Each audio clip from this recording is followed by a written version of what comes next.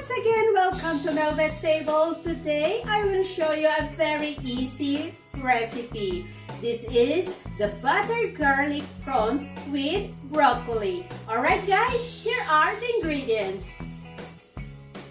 We will need half tablespoon of oyster sauce, 1 teaspoon of ground black pepper, 1 tablespoon of unsalted butter, 1 head of garlic mince, 1 thumb size of ginger thinly sliced, 2 tablespoons of sweet chili sauce, half teaspoon of salt, 3 stalks of green onions, 300 grams of prawns, and 1 head of broccoli. Alright guys, I forgot to mention, these prawns I marinated with Sprite for about 6 hours. Okay, so I cleaned up, I cut the back of the prawns, as you can see, and I removed the black vein inside there. Okay, so I just cut it and removed that one and marinated it with Sprite.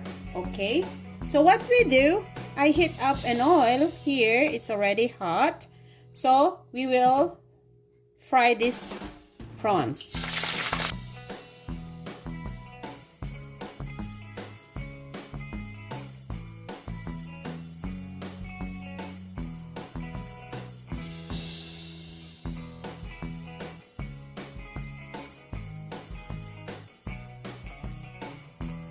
Okay guys, since nag-change na ng color yung ating prawns, we can now remove it from the oil.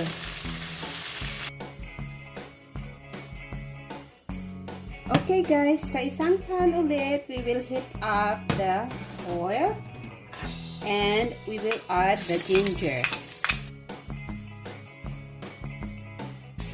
We can put a little bit of the minced garlic.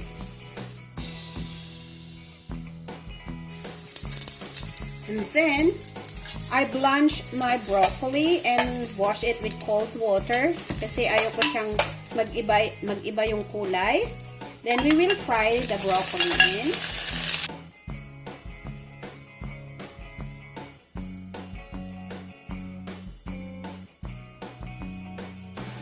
And then, we may now add the oyster sauce. Yan.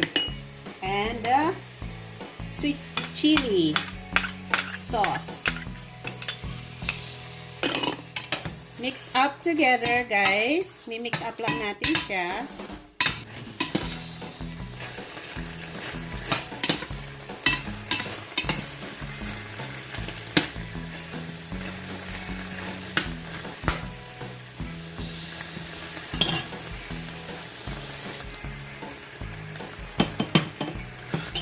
Since guys, na-blanch ko na kanina yung broccoli, it won't take long to cook the vegetable. Okay? So, ilalagay ko na siya sa aking plate.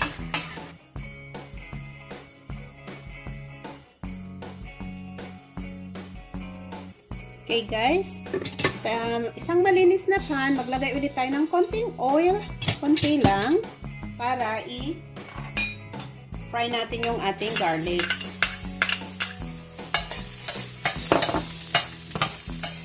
Hanggang sa mag-brown. Kailangan ma-toasted yung ating garlic guys para masarap siya.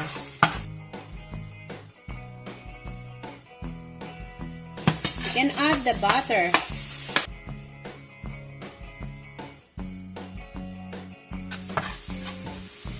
Now we can put back the prawns.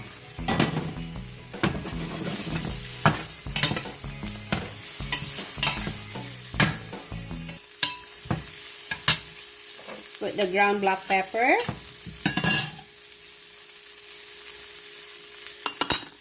And the salt.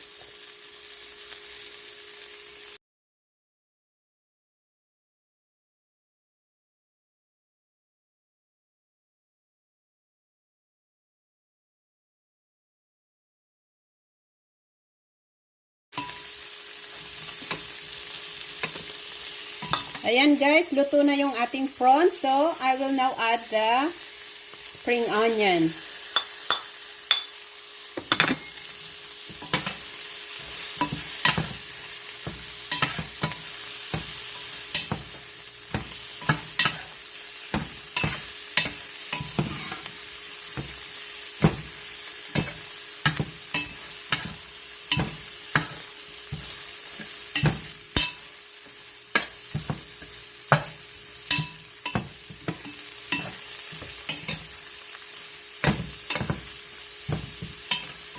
And we now turn off the heat.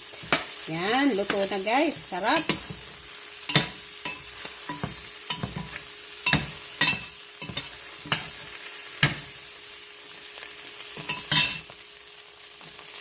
Okay guys, ito na yung ating frinay kanina na broccoli. So ilalagay ko na ito sa top niya.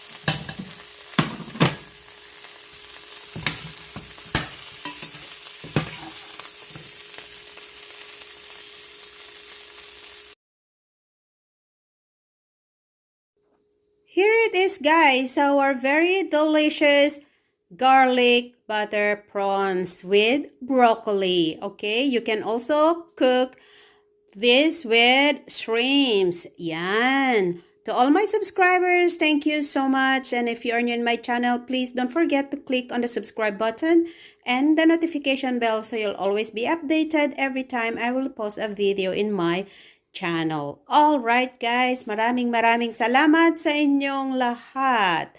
Till next time again. Bye-bye!